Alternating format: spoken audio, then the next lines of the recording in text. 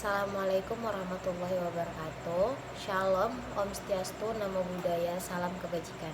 Perkenalkan, nama saya Vera Kasmita dari kelas IAN 3 Prodi Ilmu Administrasi Negara dengan NIM 22050200065. Di sini saya akan mempresentasikan tentang perorganisasian. Perorganisasian dalam bentuk pengertian, struktur, bentuk-bentuk, dan juga langkah-langkah. Jadi di sini saya akan mendefinisikan terlebih dahulu apa itu perorganisasian dan juga organisasi. Pada era globalisasi pada saat ini, kebutuhan semakin hari semakin banyak dan juga semakin beragam. Dalam upaya memenuhi kebutuhannya tersebut, maka individu tersebut harus terpaksa menyesuaikan diri atau beradaptasi untuk memenuhi kebutuhannya. Contohnya dengan kebutuhan orang yang hidup sendiri berbeda dengan kehidupan orang yang sudah berkeluarga. Dengan gaji yang sama, seseorang yang sudah berkeluarga harus lebih giat dalam bekerja untuk memenuhi kebutuhan tuntunan hidupnya. Dalam upaya pemenuhan kebutuhan manusia yang kebutuhannya yang sama, mereka berkumpul untuk melakukan kinerja untuk memenuhi tujuan tuntunan hidup. Perkumpulan individu yang memiliki kepentingan ini disebut juga sebagai organisasi. Namun, pembentukan organisasi ini bukanlah hal yang mudah. Banyak hambatan yang dihadapi dalam mewujudkan organisasi yang sesuai dengan tujuannya. Cara mengelola sumber daya manusia dalam sebuah organisasi untuk meningkatkan kontribusi karyawan terhadap organisasi dan untuk meningkatkan tujuan dari organisasi tersebut. Hal ini mampu dipahami karena suatu proses pengelompokan serta pembagian aktivitas dengan tujuan yang akan diharapkan. Bahwa dengan adanya organisasi dapat mengelompokkan dan juga tanggung jawab para anggotanya. Fungsi perorganisasian dapat memilah atau menetapkan pekerjaan tersebut dengan lebih baik. Organisasi ini biasanya dibentuk oleh beberapa faktor, di antaranya adalah pertama ada sumber daya manusia atau subjek yang menjalankan organisasi tersebut. Yang kedua ada visi atau tujuan yang sama. Yang ketiga ada struktur, yaitu pembagian tugas organisasi serta tugas yang saling berhubungan di mana manusia dibimbing dan juga belajar lebih efektif dalam pembagian pengelompokan kerja. Sering didefinisikan sebagai garis hierarki.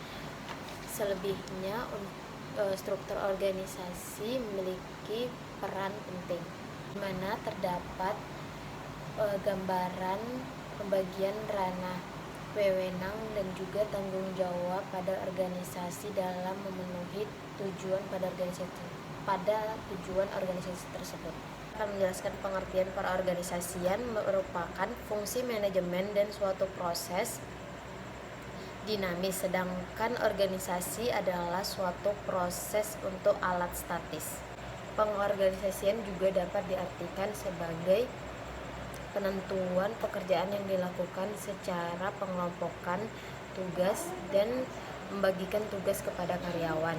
Menurut salah satu pendapat ahli yaitu Hasibuan, perorganisasian merupakan penentuan, pengelompokan, dan juga pengaturan dalam berbagai aktivitas untuk mencapai sebuah tujuan. Menetapkan wewenang secara relatif kepada setiap individu yang akan melakukan aktivitas tersebut. Selain itu juga ada faktor-faktor yang menentukan perancangan dari struktur organisasi, yaitu pertama ada struktur organisasi untuk mencapai tujuannya. Yang kedua ada teknologi yang digunakan anggota atau orang-orang yang berkepentingan dalam organisasi tersebut.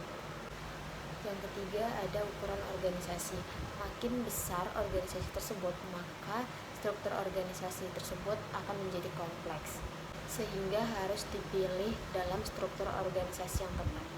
Struktur menunjukkan bahwa adanya pembagian kerja dan menunjukkan bagaimana fungsi-fungsi atau kegiatan-kegiatan yang berbeda-beda atau disebut juga dengan koordinasi. Selain daripada itu juga struktur organisasi menunjukkan bahwa adanya spesialisasi saluran perintah dan juga penyampaian laporan. Pada struktur organisasi juga mempunyai kelebihan dan juga kekurangan, dan hanya berfungsi untuk perusahaan atau organisasi dalam situasi tertentu atau pada suatu titik tertentu dalam siklus hidup. Yang ketiga, ada bentuk organisasi.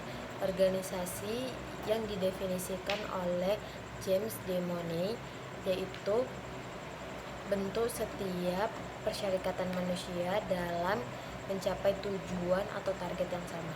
Bentuk organisasi ini sangat beragam dan memiliki tujuan yang berbeda-beda. Di antaranya yaitu yang pertama ada organisasi kemasyarakatan atau sosial. Yang kedua ada organisasi kemahasiswaan. Yang ketiga ada organisasi politik. Dan yang keempat adalah organisasi kenegaraan dan lain-lain. Yang keempat ada langkah-langkah prosedur perorganisasian, yaitu pembagian seluruh pekerjaan yang dilakukan agar mencapai suatu tujuan organisasi tersebut. Yang kedua adalah pembagian pekerjaan yang menjadi aktivitas secara logis yang dikerjakan bisa secara individual. Yang ketiga ada pengembangan suatu metode untuk mengkoordinasikan pekerjaan para anggota organisasi untuk kesatuan yang terpadu dan harmonis. Dari presentasi saya tersebut, di sini saya akan dapat menyimpulkan bahwa perorganisasian dan organisasi itu sama-sama melakukan kerjasama untuk mencapai suatu tujuan yang diinginkan, dan juga struktur organisasi itu sangat berpengaruh dalam suatu perorganisasian. Struktur organisasi yang terarah akan mempengaruhi suatu perorganisasian. Sekian dari hasil presentasi saya tentang perorganisasian. Mohon maaf jika ada kesalahan. Wassalamualaikum warahmatullahi wabarakatuh.